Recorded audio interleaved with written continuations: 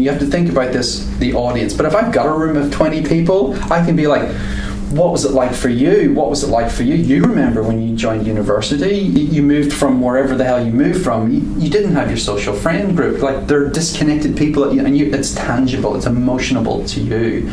So you have to think about the audience. The problem is very important. And then the next big one that people want to know is the team. All right? Because lots of people have problems. This is the problem I'm going to solve, right? This is a problem. This is a big problem. Who has this problem? We have things called the TAM, the total addressable market. We'll get into a little bit more, but that's like, is it a big enough problem, right? Because you're in here in the foundations. I'm digging, right? I'm laying some brickwork. They want to know, am I building a townhouse or am I building a high-rise building? Because I'm not going to give you money to build a townhouse because I'm not going to get the returns. Because we are in indirect competition with other assets, right? And some of these people have lots of money. They're like, do I give it to the Commonwealth Bank? Do I put it in BHP? Or do I put it on this 22-year-old guy who's telling me VR is going to change the world, right? And he might be right, but he may not be the guy who changes the world. So why am I going to give it to you? So they're looking for a large return, and a VC firm on average is looking, and they know that there's a high percentage of failure, right? They know there's an 80% failure rate. So if I'm going to do an 80% failure rate, and I'm going to put $1 in, how do I make sure I return an investment?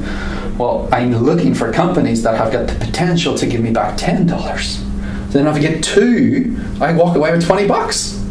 Right? I put $10 in, I walk out with $20. I get a 100% return. That's the sort of thing there. But for every other one of them, I've lost the money. So if you're coming to me with a business that doesn't have the potential to be a 10x return, they're less likely to give you money. So that's like the VC market, right? And VCs is other people's money, right? It's not their money, and they've got a board of directors, they've got shareholders, they're fiscally responsible to do what's right for their limited LPs, and they have to justify why this is a good idea, okay? And you've got the angel, which is the wealthy individual who's trying to pay it forward, okay? They're going to invest somewhere maybe $20,000 to $50,000. There's, you've got Brisbane Angels are here. There's plenty of angel groups around. You've got Angel List in the US, but they're less likely to invest directly into an Australian company without an introduction.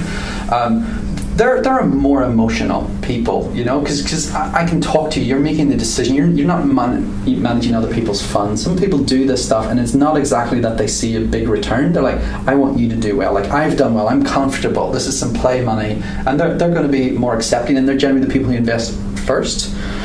Because they've got higher risk appetite, and the VCs want you to be a little bit further along. So think of it like, no one will give you anything for an idea these days because it's relatively cheap to knock up a prototype. So they'll come along, they'll be like, have I got kindling? You're like, look, I've got this great idea. I'm going to go to the forest, I'm going to get some kindling. They're like, go away, get some kindling, come back. And then the angel will be like, okay, I see the structure of the fire. I see it. Let me see some sparks. Right, there's some money. A VC's like, go away. Right, I'm not interested. Then they'll only come along and go, okay, I see some flames. Right, you've got customers, you've got a bit of traction.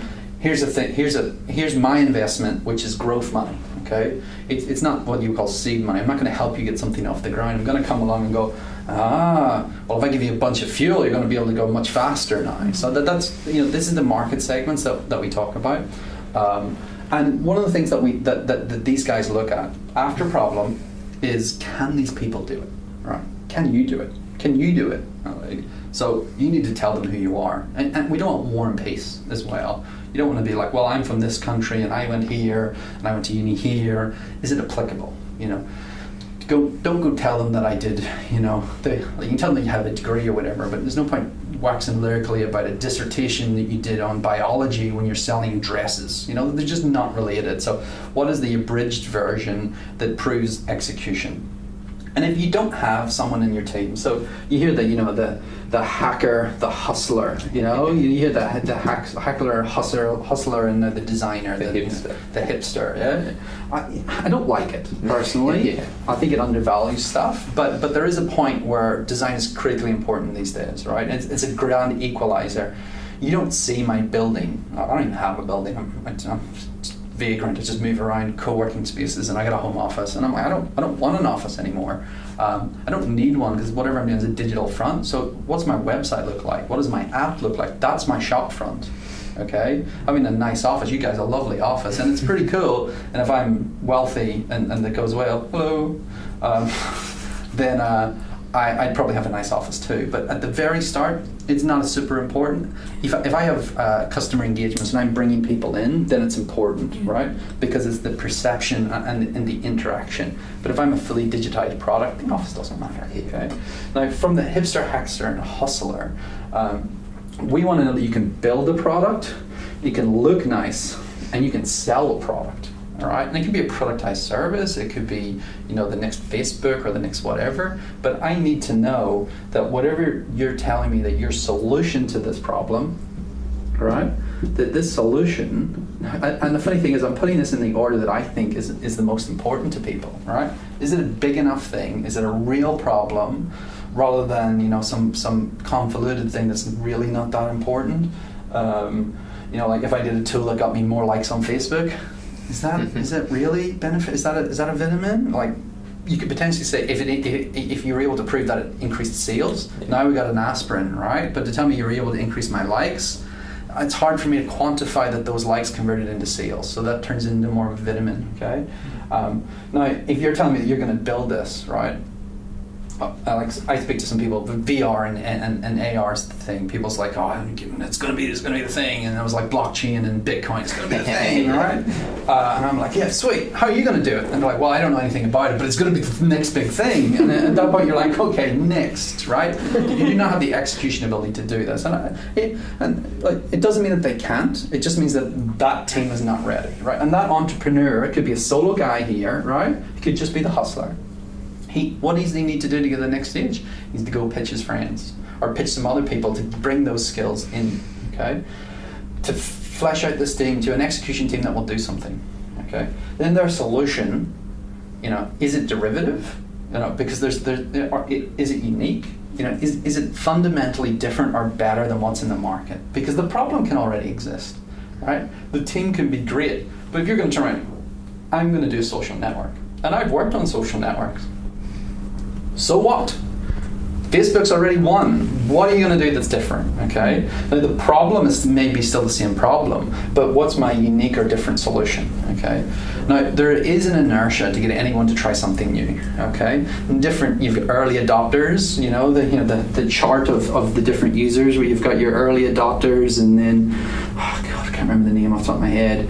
And then you've got your late adopters, and then you've got your follower masses, and then you've got the people who are dragged in, like just call it my mother-in-law sort of thing, who's only going to come in because everyone else is in, and just like, I'll come. Like these. How do you get through these customer segments is very important, and the first set of customers may not be your last set of customers, it may be your target set, and how do you get these people across? This is all pitching too, and the very different pitches for different people. New and trendy is important for these early adopters. These late followers are risk averse. I don't want new and trendy, but you can disappear. I want to know that you're being around, so you have to appear to be more professional. Is this solution good enough to get these people to move off the current system? Okay, is it like, so too many people don't realize that, especially in a business, the cost of moving. The cost of moving is high, right? I have to basically retrain staff. We are creatures of habit. A lot of staff do repetitive-esque jobs, and I'm going to change that job. So there's a change. There's a cost of that change, and saying that this software costs $100 a month and this software costs $80 a month. It's $20 a month. It's costing more than $20 a month to retrain everyone and go through the migration process. So that's not a big enough reason. So price is a bad one. Like, give me something extra the other product doesn't do. Okay, give me some value add that isn't already there. That value add needs to be enough value for the business to be like, yes, I'll give you the money for your product, and then I have additional costs that you can't see, which is my retraining of my staff, that is not none of that money goes to you generally. It can do if your services offer services too, but that's another cost of your product, a hidden cost, which is part of the decision making, but is not part of what you're thinking about. You're like, I'm half the price. You're like, half the price, but it cost me the amount of money that I'd save over 2 years doesn't cover the cost of the migration exercise to get all my data into your system in the bloody first place. So these are the sorts of things you need to think about. Now, problem, team, solution, and then it's the plan, right? What is the plan? And these are this is basically it, right? Right, you've sold me. Great widget, fantastic, love the badge. What's next? Right? What do you mean what's next? This is an awesome badge, it's great. But that's a badge. So what happens after the badge? They want to know that you have an extensible company, right? Because too many people come and they sell a feature, a widget, right? Oh, that would be great. Facebook will copy you in 6 months. What next, right? You know, realistically, what is next? And it's that extension. It's this total addressable market. Well, I'm going to do this, right? And if you think about if you go to McDonald's, they sell you a burger. They sell the Big Mac at the front, okay? But they sell other products too. But there's that wedge product. Like, what the hell am I selling you? And the pitch is to understand the bit that sells. You know, the big picture of the Big Mac. Somebody walks out with a salad. You know, you don't really go to McDonald's for salad. Forget that. But the point that I'm making is, it's the understanding that there's a primary product and then there's secondary products. It could be separate markets. It could be international expansion. It could be that this is the first thing in, I'm going to do AR, I'm going to do like a VR, then I'm going to do AR, then I'm going to like branch into businesses. Like, Bitcoin's still huge, but Bitcoin is finally going to get moved down into the underlying fabric to deliver real value, right? Because before it was a gimmick. People are like, it's a gimmick, but it's an open ledger system. It's really cool technology, but you're not selling the technology. You have to sell me the value that technology is going to deliver. The great one is Mario, right? Don't sell me the flower that's the flame flower. Sell me the fact that I can shoot fireballs out of my hands, because that's cool. Having a flower is not that cool. But the flame balls, that's the value point that they care about. And that's part of the pitch, okay? It's that conciseness of getting to the point and understanding that works. And practicing it. And if it doesn't work, maybe the flower wasn't it. It's the mushroom. You know, which Mario power-up is I have a lot of Mario power-ups, which is the one that actually gets people across the line. It could be the shell, you know, but I pitched the first one. Did that work? No. I mean, the next time I'll iterate, I'll change and go, right, well, I'll take a different power-up. And if that one seems to train and that one seems to work, they're like, well, that's the primary product. That's the one to go for, okay? So think about it. There's a scientific aspect to it as well, okay?